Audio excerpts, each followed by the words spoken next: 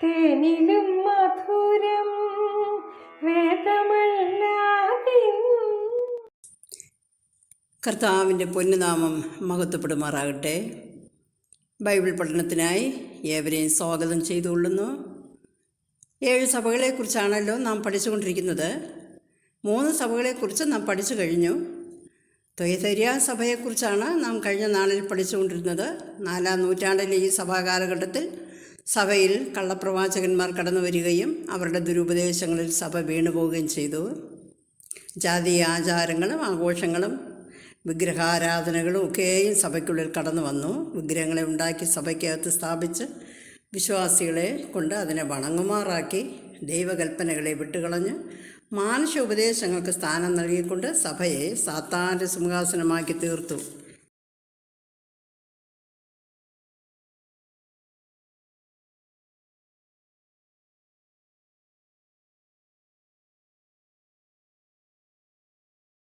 എന്നാൽ ഒരു കൂട്ടം വിശ്വാസികൾ ഈ ദുരാചാരങ്ങളെ സ്വീകരിക്കാതെ സത്യവചനത്തെ മുറുകെ പിടിച്ചുകൊണ്ട് വിശ്വാസത്തിൽ നിലനിന്നു.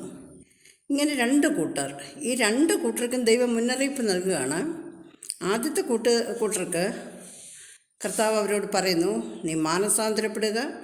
മാനസാന്തരപ്പെട്ട് മടങ്ങി വരുവാൻ കർത്താവ് അവരെ ഉപദേശിക്കുകയാണ്. മടങ്ങി വന്നില്ലെങ്കിൽ മഹാകഷ്ടത്തിലാക്കുമെന്നും, അഥവാ മഹോദരകാലത്തിൽ കടത്തിവിട്ട് നിന്നെ നശിപ്പിച്ച് കളയുമെന്ന് മുന്നറിയിപ്പ് നൽകുകയാണ്.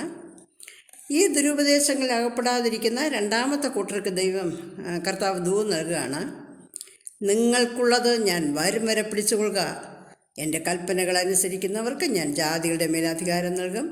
ഇരുമ്പ് കോൽ കൊണ്ട് നിങ്ങൾ ജാതികളെ ഭരിക്കും. ഉദയനക്ഷത്രം സമ്മാനമായി നൽകും. ഇത് ഞാനിവിടെ വായിക്കുകയാണ്. 2-ാം അധ്യായം 24-ാം വാക്യം മുതൽ 23 വരെ കഴിഞ്ഞ പ്രാവശ്യം നാം പഠിച്ചു. എന്നാൽ ഈ ഉപദേശം കൈക്കൊള്ളാതെയും അവർ പറയും പോലെ സാത്താൻ്റെ ആഴങ്ങൾ അറിഞ്ഞിട്ടില്ലാതെയും ത്വയതരിയ സഭയിലെ ശേഷം പേരോട് വേർഭാരം ഞാൻ നിങ്ങളുടെ മേൽ ചുമത്തുന്നില്ല. എങ്കിലും നിങ്ങൾക്കുള്ളത് ഞാൻ വരും വരെ പിടിച്ചുകൊള്ളുവീൻ. ജയിക്കുകയും ഞാൻ കൽപ്പിച്ച പ്രവൃത്തികളെ അവസാനത്തോളം അനുഷ്ഠിക്കുകയും ചെയ്യുന്നവന് ഞാൻ ജാതികളുടെ മേൽ അധികാരം കൊടുക്കും. അവൻ ഇരുമ്പ് കോൽ കൊണ്ട് അവരെ മേയ്ക്കും. ഞാൻ അവന് ഉദയനക്ഷത്രവും സമ്മാനമായി നൽകും. ആത്മാവ് സഭകളോട് പറയുന്നത് എന്ത് എന്ന് ചെവിയുള്ളവൻ കേൾക്കട്ടെ. അടുത്തതായി സർദീസ് സഭ, അധ്യായം 3. AD 1520 മുതൽ 1750 വരെയുള്ള സഭാ കാലഘട്ടമാണിത്.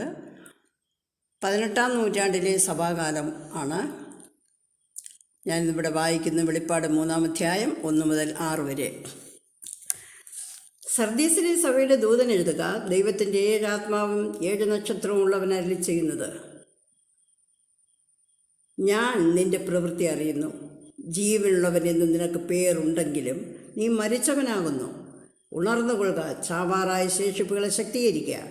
ഞാൻ നിന്റെ പ്രവൃത്തി എൻ്റെ ദൈവത്തിൻ്റെ സന്നിധിയിൽ പൂർണ്ണതയുള്ളതായി കണ്ടില്ല. ആകയാൽ നീ മാനസാന്തരപ്പെടുക.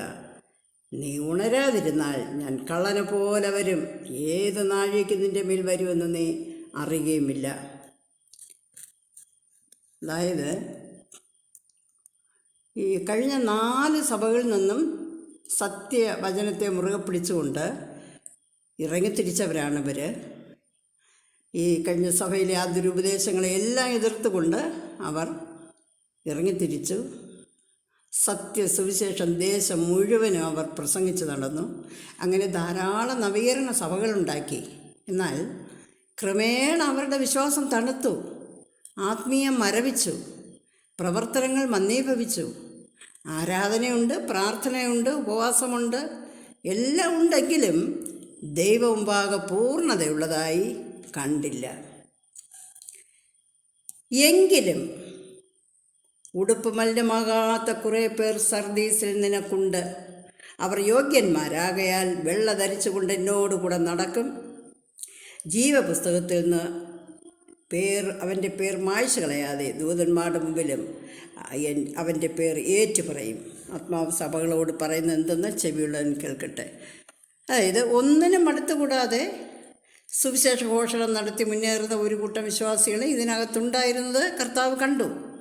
ഈ രണ്ട് കൂട്ടർക്കും കർത്താവ് ദൂത് നൽകുകയാണ്. ഒന്നാമത്തെ കൂട്ടർക്ക്, ഞാൻ നിൻ്റെ പ്രവൃത്തി അറിയുന്നു, ജീവനുണ്ട് നിനക്ക് എന്ന പേരുണ്ടെങ്കിലും നീ മരിച്ചവനാകുന്നു, ഉണരുക, ചാവാറായ ശേഷിപ്പുകളെ ശക്തീകരിക്കുക. നീ ഉണരാതിരുന്നാൽ ഞാൻ കള്ളനെ പോലെ വരും. കള്ളൻ ഏത് സമയം നിൻ്റെ മേൽ വരുമെന്ന് നീ അറിയുകയുമില്ല. കള്ളൻ വരുന്നത് അവനുള്ള ഏറ്റവും വിലപ്പെട്ട സാധനങ്ങൾ മോഷ്ടിച്ചുകൊണ്ട് പോകാനാണ്. അതുപോലെ നിൻ്റെ ഏറ്റവും വിലപ്പെട്ടതായ നിൻ്റെ പ്രതിഫലം സ്വർഗത്തിൽ നിനക്ക് പ്രവേശനമില്ലാതെ വരും. നീ തള്ളപ്പെട്ടു പോകും. അതുകൊണ്ട് നീ ഉണരുക.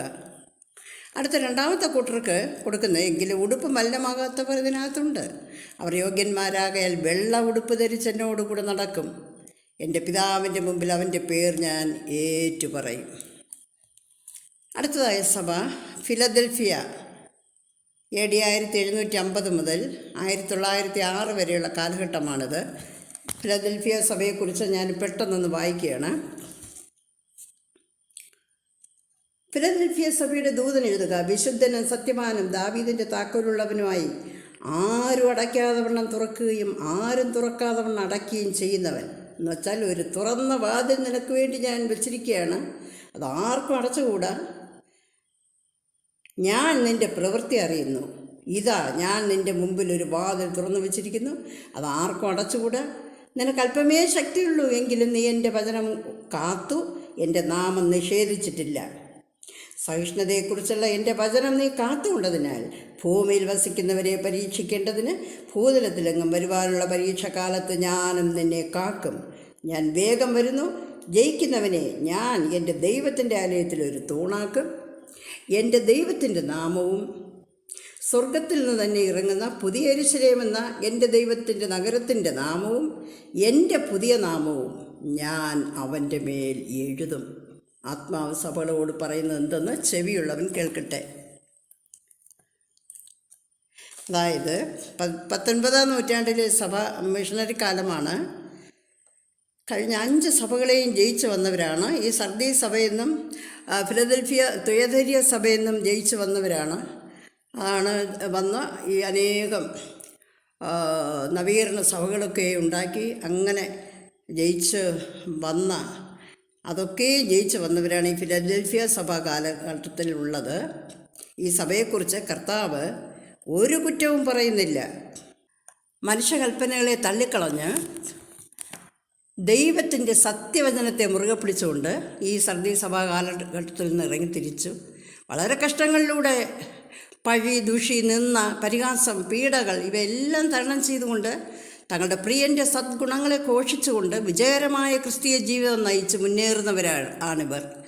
ഇവർക്ക് അല്പമേ ശക്തിയുള്ളൂ, എങ്കിലും ശക്തിക്കുറവിനാൽ സംഭവിച്ചു പോകുന്ന ബലഹീനതകളെ തരണം ചെയ്തുകൊണ്ട് തന്നെത്താൻ ശോധന ചെയ്ത് തൻ്റെ ബലഹീനതയിൽ വീണു പോകാതെ അനുദിനം ശുദ്ധീകരിച്ച് തൻ്റെ മുഴുവൻ ശക്തി ഉപയോഗിച്ച് ജഡമോഹങ്ങളെ ക്രൂശിച്ചുകൊണ്ട് ലോകം, ജഡം, സാത്താനെ ജയിച്ച് കർത്താവിൻ്റെ കൃപയിൽ മാത്രം ആശ്രയിച്ചുകൊണ്ട് കർത്താവിൻ്റെ സുവിശേഷ ഘോഷണത്തിൽ ഈ സഭ മുന്നോട്ട് പോകുന്നു. ഇക്കൂട്ടരെ വേർപാട് സഭക്കാർ എന്ന് പറയുന്നു. വേർപെട്ടിറങ്ങിയവർ, എല്ലാം വേർപെട്ട് ലോകത്തിൻ്റെ മാലിന്യങ്ങളിൽ നിന്ന് അവർ വേർപെട്ടിറങ്ങിയവർ. അതാണ് വേർപാടുകാരെന്ന് പറയുന്നത്. ഇവളുടെ പ്രവൃത്തി കണ്ടിട്ട് കർത്താവ് സന്തോഷിക്കുന്നു. ഞാൻ നിൻ്റെ മുമ്പിൽ ഒരു വാതിൽ തുറന്നു വച്ചിരിക്കുന്നു. നിനക്കല്പമേ ശക്തിയുള്ളൂ, എങ്കിലും നീ എൻ്റെ വചനം കാത്തു. സഹിഷ്ണുതയെക്കുറിച്ചുള്ള എൻ്റെ വചനം നീ കാത്തുകൊണ്ടതിനാൽ ഭൂതലത്തിൽ എങ്ങും വരുവാനുള്ള പരീക്ഷാകാലത്ത് ഞാനും നിന്നെ കാക്കും. എന്ന് വെച്ചാൽ ഈ സഭ എതിർക്രിസ്തുവിൻ്റെ മഹോപദ്രവകാലം എന്ന ആ ഭൂതലത്തിലെങ്ങും വരുന്ന ആ മഹാകഷ്ടകാലത്തിൽ അകപ്പെടാതെ അതിന് മുമ്പ് തന്നെ ഇതാ, ഞാൻ നിനക്ക് ഒരു വാതിൽ തുറന്നു വച്ചിരിക്കുന്നു. ഈ തുറന്ന വാതിൽ കൂടെ കർത്താവ് അവരെ മധ്യാകാശത്തേക്ക് എടുത്തുകൊള്ളപ്പെടുന്നതാണ്. അതാണ് ഭൂതലത്തിലെങ്ങും വരുവാനുള്ള പരീക്ഷ കാലത്ത് ഞാൻ നിന്നെ കാക്കും. 1 തെസ്സലോനിയർ 4:16 പറയുന്നത്, കർത്താവ് താൻ ഗംഭീരനാദത്തോടും പ്രധാന ദൂതൻ്റെ ശബ്ദത്തോടും ദൈവത്തിൻ്റെ കാഹളത്തോടും കൂടി സ്വർഗത്തിൽ നിന്ന് ഇറങ്ങി വരികയും ക്രിസ്തുവിൽ മരിച്ചവർ ഉയർത്തെഴുന്നേൽക്കുകയും അതിനുശേഷം ജീവനോട് ശേഷിച്ചിരിക്കുന്ന നാം രൂപാന്തരപ്പെട്ട് അവരോടുകൂടി ഒരുമിച്ച് മേഘങ്ങളിൽ എടുക്കപ്പെടുകയും ചെയ്യും. കർത്താവിന് സ്തോത്രം. അതാണ് ആ തുറന്ന വാതിൽ നമുക്കായി തുറന്നു വച്ചിരിക്കുന്നത്. അതിൽ കൂടെ നാം മധ്യാകാശത്തേക്ക് എടുക്കപ്പെടുന്നതാണ്. ജയിക്കുന്നവന് ഞാൻ എൻ്റെ ദൈവത്തിൻ്റെ ആലയത്തിൽ ഒരു തൂണാക്കും. ദൈവത്തിൻ്റെ നാമവും പുതിയ യെരൂശലേമിൻ്റെ നാമവും എൻ്റെ പുതിയ നാമവും ഞാൻ അവരുടെ മേൽ എഴുതും. കർത്താവിന് സ്തോത്രം. 19 അധ്യായം 11-16 വാക്യങ്ങൾ വായിക്കുക. ഇപ്പോൾ ഇങ്ങനെ ക്രിസ്തീയ സഭയിൽ ഈ 2 കൂട്ടരുണ്ട് എന്ന് നാം ഇതിൽ കൂടെ മനസ്സിലാക്കുകയാണ്.